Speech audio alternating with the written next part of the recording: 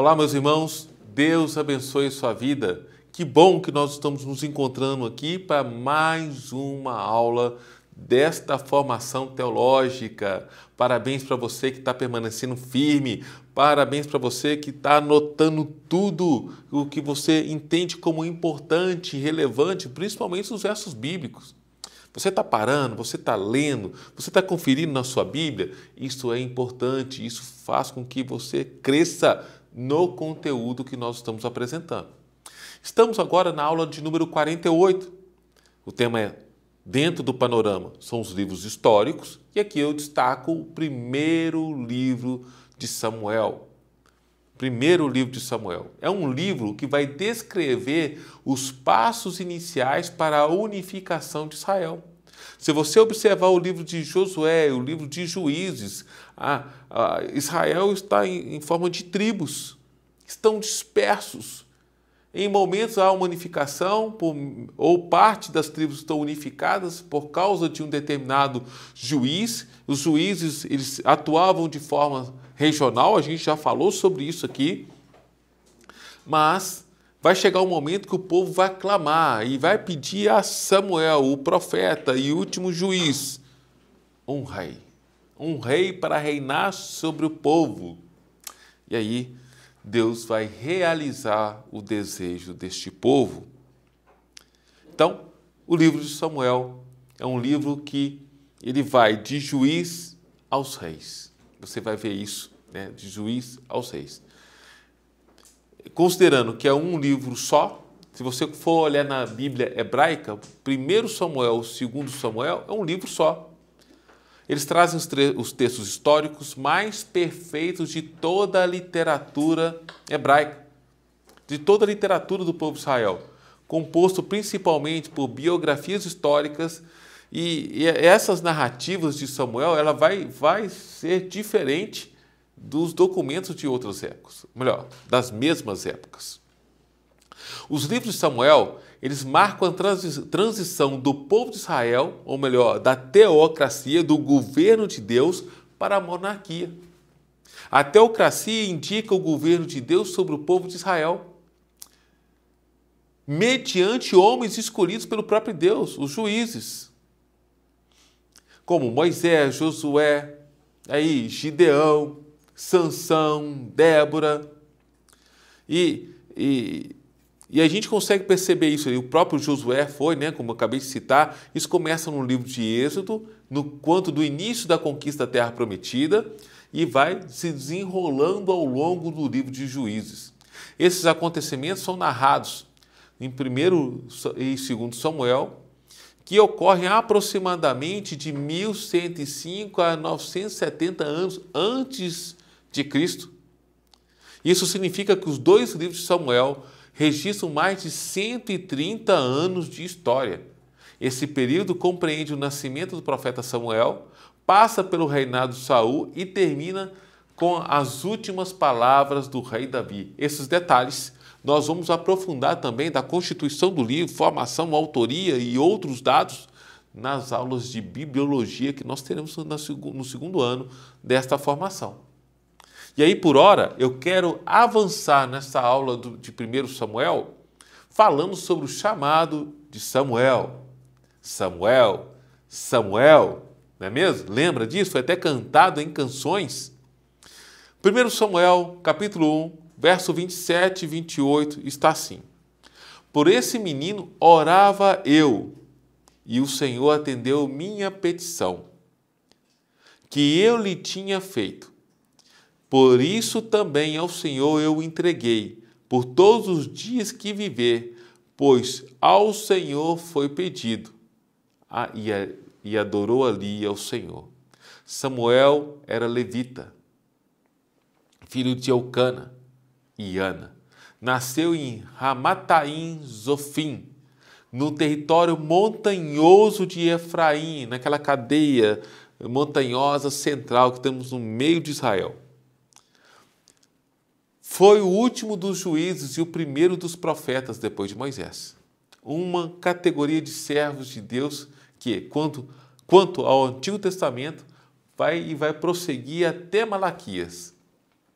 E, na verdade, vai se estender até João Batista, o precursor ou antecessor do nosso Senhor Jesus Cristo. Do ponto de vista mais profético, são eventos importantes que narram a fundação do reino de Israel com Davi e anunciam e apontam para a vinda do verdadeiro rei de Israel e o estabelecimento do reinado do Messias. Em 1 Samuel, capítulo 2, verso 10, nós encontramos o seguinte texto: os que contendem com o Senhor serão quebrantados, desde os céus trovejará sobre eles, o Senhor julgará as extremidades da terra e dará força ao seu rei e exaltará o poder do seu ungido. Aqui está fazendo um apontamento para o rei verdadeiro. Esse rei verdadeiro é o Senhor Jesus. Em um período totalmente marcado pela decadência espiritual, quanto a palavra do Senhor era rara, está lá em 1 Samuel 3, verso 1, você vai ver isso. Samuel é chamado por Deus para ser profeta de Israel. A narrativa do seu chamado em 1 Samuel 3, do verso 1 ao 10, é um ponto importantíssimo em toda a história de Israel. Porque se Samuel não tivesse atendido ao chamado ou rejeitado, talvez todo esse contexto da formação do reino se daria de uma forma diferente. Por quê, Alberto? Talvez seria interrompido? Não, não seria interrompido. Se daria de uma forma diferente. Aí eu e você devemos entender que os planos de Deus não são frustrados. Não são. Não são. E o único, eu já falei isso aqui nessa formação, o único que pode impedir o agir de Deus na nossa própria vida sou eu e você. Somos nós que podemos rejeitar o Senhor. Mas eu não quero rejeitar o Senhor. Eu escolhi não rejeitar o Senhor. Eu escolhi servir. Você pode dizer o mesmo? Você escolhe servir ao Senhor e a viver para Ele, a se gastar para Ele? Amém. Eu creio que sim. Eu creio que sim. Vamos dar sequência. O livro de 1 Samuel pode ser dividido em 3 grandes partes. Os personagens principais do livro de 1 Samuel são Samuel, Saul e Davi. A primeira parte dá uma ênfase aos preparativos de Deus para estabelecer a monarquia em Israel. Então, o livro começa registrando o nascimento de Samuel, o profeta que teria um papel importante, decisivo para todo esse processo. Deus se revela a Samuel durante a noite no templo, chamando-o pelo nome. Samuel, inicialmente confuso, pensando ser o sacerdote Eli, quem o chamava eventualmente, de forma regular, responde ao Senhor. Esse episódio simboliza não apenas o início da missão profética de Samuel, mas também traz uma renovação do diálogo de Deus com o seu povo a partir de um líder espiritual que está sensível e obediente. Sensível e obediente. Então Samuel, ele vai ouvir Samuel, ele pensa que é o sacerdote. Ele vai até o sacerdote fala, não, vai dormir. Ele ouve de novo. Ele pergunta ao sacerdote pela segunda vez, não te chamei, vá, durma. O sacerdote, por não estar conectado com Deus, não entendeu. Ele só vai entender na terceira vez, quando Deus chama Samuel, e Samuel vai até o sacerdote. Aí que ele acorda, aí que ele desperta. Olha, Samuel, volte para sua cama. Se chamar de novo, você vai atender, porque é Deus falando com você. E escute a direção que ele vai trazer e depois você vai me contar tudo. Esse sacerdote queria atravessar o caminho e recebe um recado direto de Deus. Confira lá na palavra, confira. Vamos dar sequência. Também essa primeira parte do livro de 1 Samuel mostra a decadência e queda da casa sacerdotal de Eli e ainda registra as graves consequências dos pecados cometidos pelos filhos de Eli, que resultaram na captura da Arca da Aliança pelos filisteus. Esses homens, eles eram maus, os filhos de Eli, eles eram maus, eles pecavam de frente ao templo, né? A tenda, a arca ali, de frente. Então, Deus chama a atenção. Você vai ver lá em 1 Samuel, nos capítulos 2 a 4. Você vai perceber como isso acontece. E isso vai determinar o fim, não só dos filhos, por causa do pecado, mas também do sacerdote, que não se posicionava como figura de autoridade para chamar a atenção dos filhos. Deixavam fazer o que quisessem, principalmente dentro da presença do Senhor, no lugar santo, onde eles praticavam pecado, inclusive se prostituíam. E ainda, na primeira parte, o escritor ele vai trazer toda a corrupção religiosa e moral de Israel, né, corrompendo ali todo esse ambiente que deveria ser um ambiente de santidade. Ele indica como Deus mostra a sua soberania em castigar diretamente os filisteus, por ter tomado posse da arca, e depois conduz o povo de Israel a uma vitória sob a liderança, agora já, do profeta Samuel. Você vai ver lá a partir do capítulo 4 ao 7. Mas ainda tem aquela ideia da rejeição de Deus como rei. Eu quero um rei.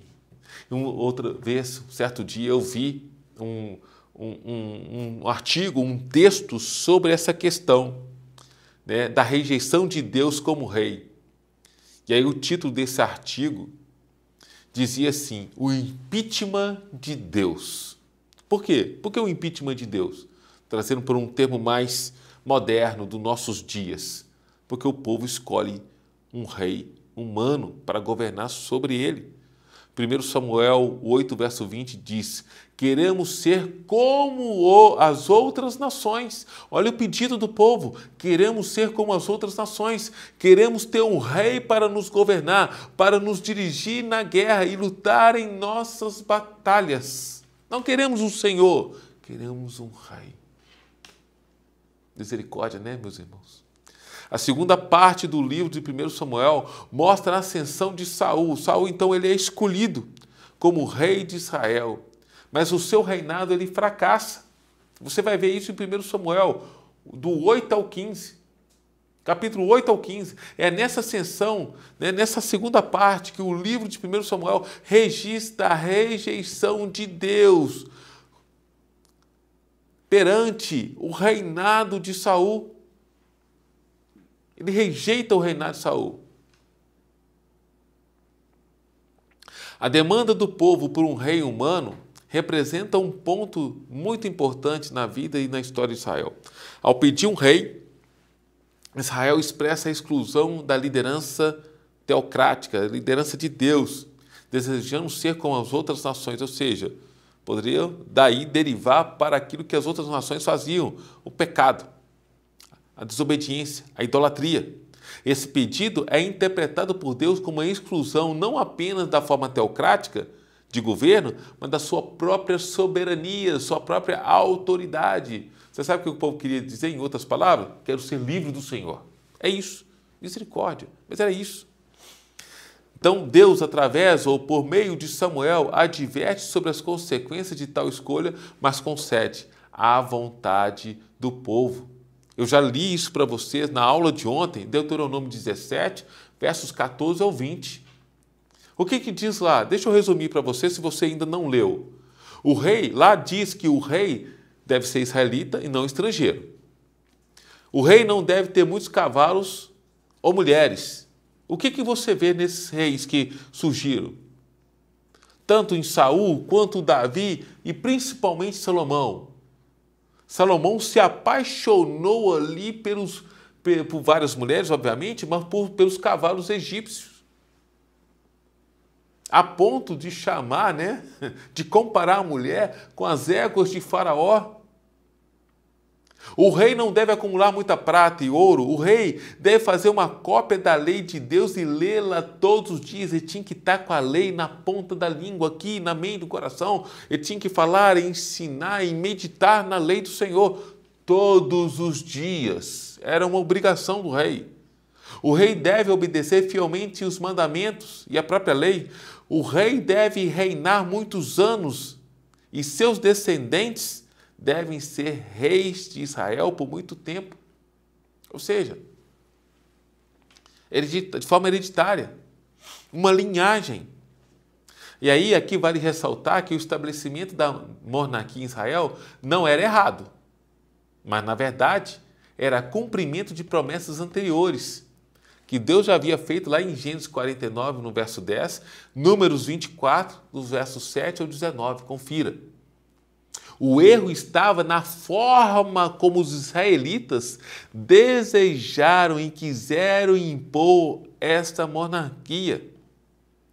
Olha que interessante. É a intenção. Qual que é a intenção do seu coração?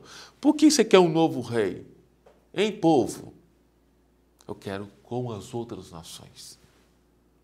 Em 1 Samuel 8, no versos 4 e 5, diz assim: Então todos os anciãos de Israel se congregaram e vieram a Samuel a Ramá e disseram-lhe: Eis que já estás velho. Está falando para Samuel: Você, Samuel, estás velho e teus filhos não andam pelos caminhos do Senhor.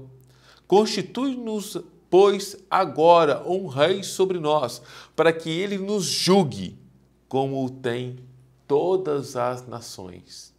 É claro que isso ia apontar para a unificação de Israel. Como eu disse, não era algo errado, mas a forma, a intenção como foi estabelecido, esta sim, não era mais acertada.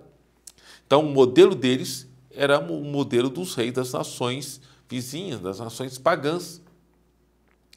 E aí é estabelecido Saul como o primeiro rei. Saul começara tão bem a sua carreira de rei que até o profeta Samuel ficou impressionado. Por quê? Porque ele tinha porte, ele tinha toda uma postura de rei. O Espírito de Deus o abençoou e todo o povo de Israel o ouviu. Em seguida, você vai ver lá em 1 Samuel 10:10, ele foi aprovado em seu primeiro teste, derrotando os amonitas. O primeiro teste que ele teve, ele derrotou, ele venceu, ele derrotou os amonitas.